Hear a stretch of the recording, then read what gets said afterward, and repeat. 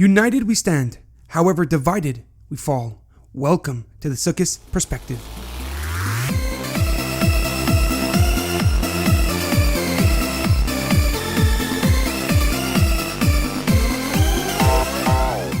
Sukkos, a holiday of happiness and unity. We celebrate the Yom Tov of Sukkos in commemoration of the miraculous Ananei HaKavod, clouds of glory that God provided the Jewish people throughout their journey in the desert. We observe the Yom Tov of Sukkos by eating, drinking, and spending as much time in the sukkah. As the pasuk says, "Basukkos teishvu shivas yamim, kol ha'ezrach b'Yisrael yeshvu basukkos." For 7 days, all the children of Israel shall live in the sukkah.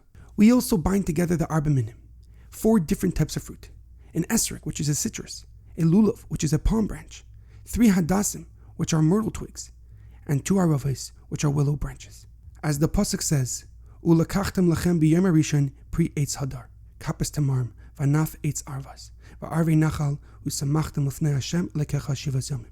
You shall take for yourselves fruit of a hadar tree, a palm branch, a myrtle twig, and a willows of the river, and rejoice before God for 7 days. On each day, except for Shabbos, we make a bracha over them and shake them in each direction. There is a well-known question brought down by the Lubavitcher Rebbe. The Rambam Mishnah Torah writes many rules on the Arba Minim. Regarding the Lulav, Esrog, and Hadassim, he has extensive regulations on their origin, size, and color. However, concerning the Arava, he just writes one line regarding its tip. Why does the Arava not have the same in-depth rules and regulations as the other 3 fruit? Why is it seemingly looked over? The Medrash explains that each fruit of the Arba Minim represents the various personalities that comprise the Jewish nation. And it is this intrinsic unity that we emphasize on Sukkos through the binding together of the Arba Minim.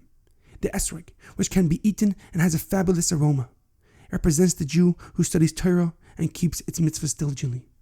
The Lulav, which has dates that grow alongside it that can be eaten but does not have any aroma, represents the Jew who studies Torah but does not follow its mitzvahs as diligently.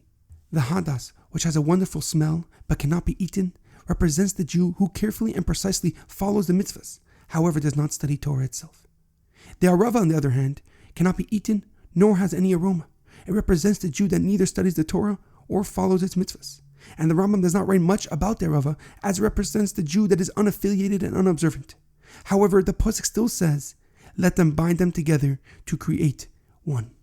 And even though they may not seem comparable or equivalent to each other, if you are missing just one of the 4 minim, it is not considered kosher. There is a story of an author who wanted to write a biography on the famous conductor Arthur Toscanini. He was one of the most acclaimed musicians of the early 20th century and was renowned for his photographic memory, relentless perfectionism, and his phenomenal ear for detail. One day, the author called Toscanini and asked him if they can meet the following night. The great conductor told him that he cannot meet the following night, as he was planning to listen to a concert over radio of an orchestra that he himself has conducted the previous year. The author then asked if he can join him and discuss the concert after it was over. Toscanini agreed, but on one condition, that he was not to be disturbed during the concert. The following night, they got together and listened to the orchestra's performance.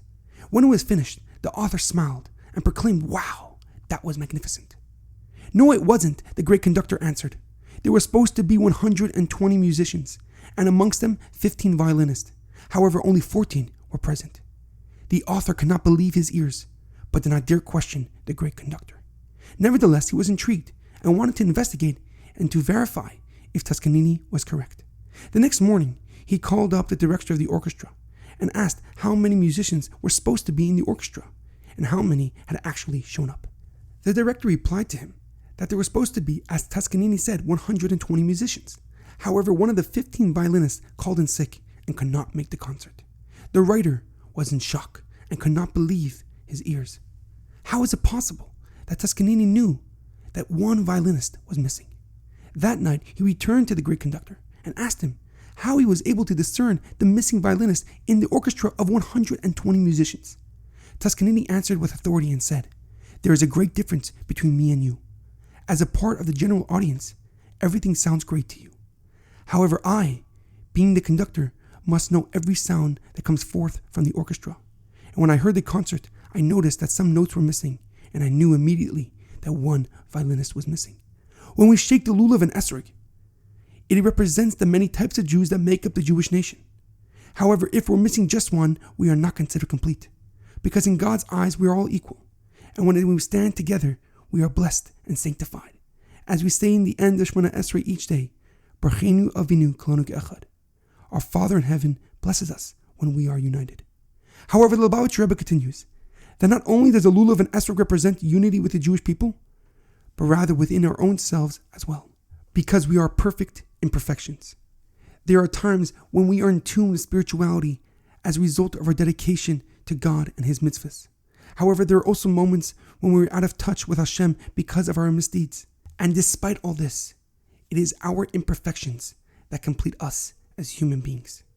Hashem is the grand conductor of the universe and orchestrates our lives every single second. And He is the one who created us perfectly imperfect, which allows that every moment of our lives, it is possible to grow further in our relationship with God. That every junction we come across in our lives is part of God's master plan, something which we do not even have the slightest understanding of. However, if we grasp onto God, He gives us a glimpse of our true capabilities, which will motivate us to aim higher and reach further than we ever thought possible, maximizing our potential in this world. As we unite together this sukkah, first physically by being together in the sukkah, and then spiritually by binding together the Arba Minim, we build the ultimate vessel for the blessings of God to shower upon us. We create the perfect opportunity for growth and advancement on both a communal and individual level, bringing us ever closer to celebrating Sukkos in the Beis HaMikdash and achieving the ultimate redemption. May you all have a joyous and meaningful Sukkos. Chag Sameach.